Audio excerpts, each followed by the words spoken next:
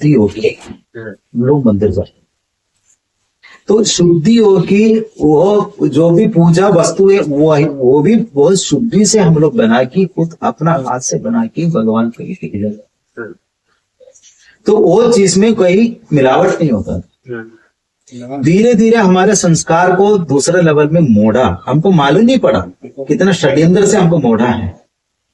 पहले हम मंदिर में फूल लेके जाता था, अपने घर पे फूल को पहले पेड़ लगा के वो फूल को लेके जाता था, तो पूर्णता में पूर्ण स्वच्छ और सही तरीके से मंदिर में वो फूल पहुंचता था। आज वो फूल कहीं बनता है और वो फूल आने वाला सिस्टम अगर जो ट्रेन में आता है तो ट्रेन में आते हुए उसके ऊपर बैठता है, पैर लगाता है, सब कुछ लगा के और बाथरूम का शेड में डाल के वो फूल आता है हमारे मंदिर तक, और वो मंदिर में वो फूल फिर बेचता है और वो फूल हमारा मंदिर में पहुंचता है। तो हमारा मंदिर का संस्कार भ्रष्ट होना ही है। और हर चीज आज चाय से लेके जो भी दुकान चला रहे और हर मंदिर का चारों तरफ से विधर्मियों ने घेरते जा रहे हैं, और उन लोगों को मालूम है जब तक ये मंदिर रहेगा, ये मंदिर में मूर्तियों का शक्ति रहेगा, तब तक धर्म को कुछ नहीं कर सकते। इसके लिए उन लोग मंदिर में आज पूजा का सामग्री से लेके सभी चीज उन लोग बनाना शुरू कर दिया, और हमारा नाम पे ही उन लोग बेचता है, क्योंकि उसी में उन लोग ऐसा ऐसा सामान ऐड करते हैं, हम लोग को मालूम नहीं पड़ता है, क्योंकि हमारा धर्म भ्रष्ट हो। इसको सबसे ज्यादा साजिश देखेगा तो हमारा फूड में आप देख लेना, हमारा देश में एक संस्कार था, कभी अंडा हमारा देश में कोई नहीं खाता था। आज सबसे ज्यादा अंडा खाने वाला देश में एक है हम, और मुर्गी कभी हमारा देश में खाना नहीं खाता था। आज सबसे ज्यादा मुर्गी हमारे घर पे कर रहे हैं। कारण क्या है? क्योंकि हमारा देश में सबसे ज्यादा प्रोटीन मिलता है तो वो दूध में होता था, और उसके बाद दाल में होता है। और अंग्रेजी देखने की टीम ये गोमाता की वजह से हमारा देश और हमारा आदमी इतना ताकतवर है, तो इसका ताकत को खत्म करना है तो ये दूध पीना बंद करना पड़ेगा, ये दाल पीना बंद करवाना पड़ेगा। तो इन लोगों को ऐसा कोई चीज खिलाना पड़ेगा, और इन लोग वो करने के बाद मदि ब्रह्म हो और इसको धर्म भी जुटे और धर्म भ्रष्ट भी हो। तो ये बहुत बड़ा षड्यंत्र से उन लोग क्या किया, उस स्कूल में पहले अंडा ना खाए, एक एडवर्टाइजमेंट आता था छोटे बहुत साल पहले से, वो अंडा नहीं खाया तो वो कोई काम का नहीं है, अंडा ही सब कुछ है। ये हमारे बच्चे लोग को सिखा दिया।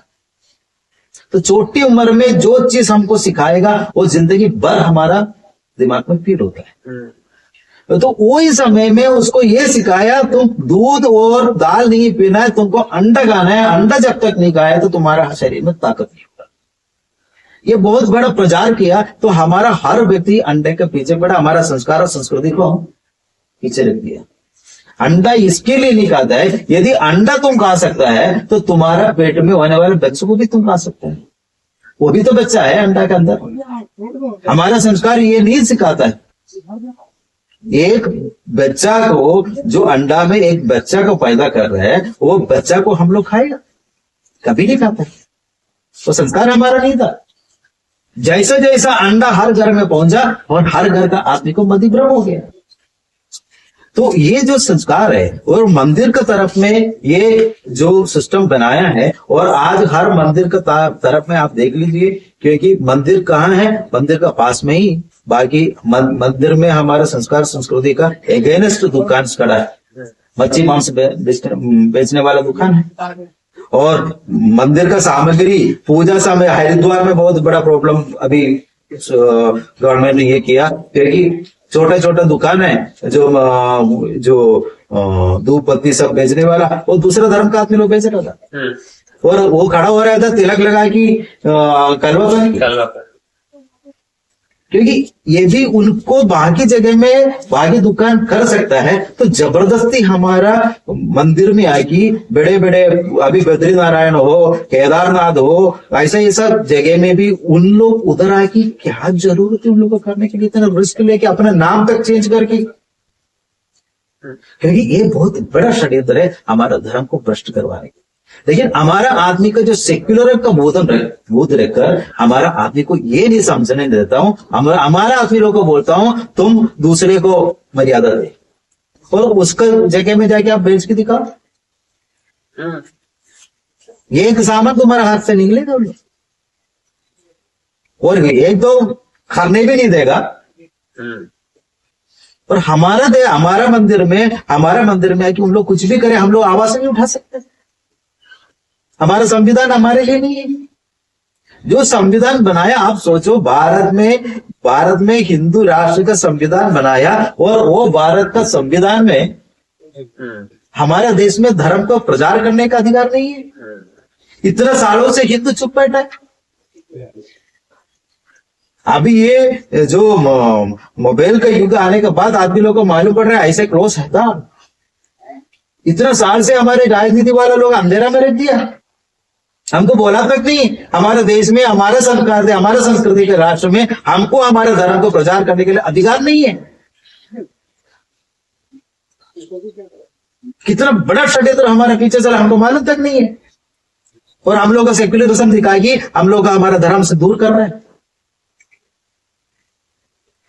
आज हिंदू हिंदुओं को मारने के लिए तैयार है राजनीति के नाम पे। इतना हम लोग का अंदर जब डाल के रखे, तो ये सभी चीज को खत्म करना है। ओरिजिनल इंसानियत को पुनर्निर्माण करना है। हमको तो न कोई मजहब से, न मुसलमान से, न ईसाइयों से, कोई भी धर्म से नहीं, सबको हम एक ही मानता हूँ, सब अपना ही है, क्योंकि सब हमसे ही निकला हुआ है। इसके लिए हम आज भी मानता हूँ तो कोई ना वो भड़का हुआ जो बच्चा होता है वो कुछ दिन के बाद अपने घर पे ही रिटर्न आता है।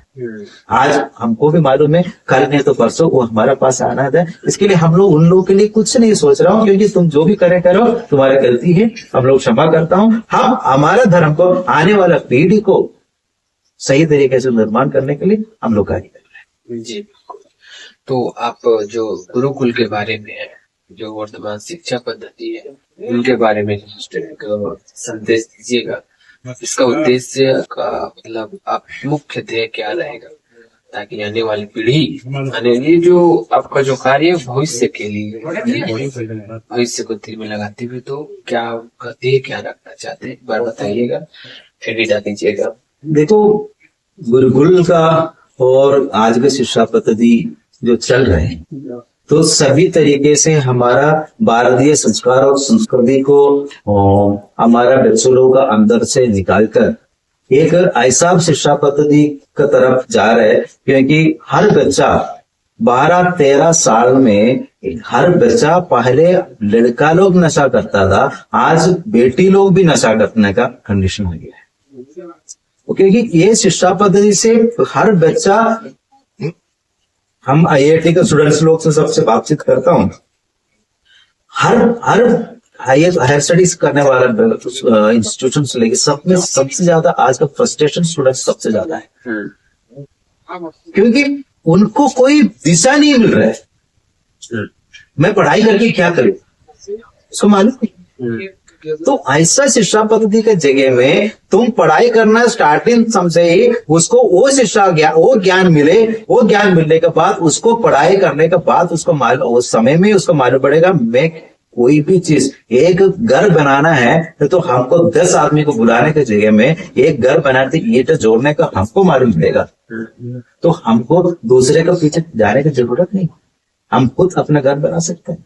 और एक खेती का जमीन है तो हम खेती करने के लिए यदि हमको मालूम है वो खेती में कौन सा समय में वो मिट्टी में कौन सा पेड़ लगाया तो उसी का फल मिलेगा, हमको मालूम पड़ेगा, तो हम वो करेगा तो हम हमारे घर चला सकते हैं।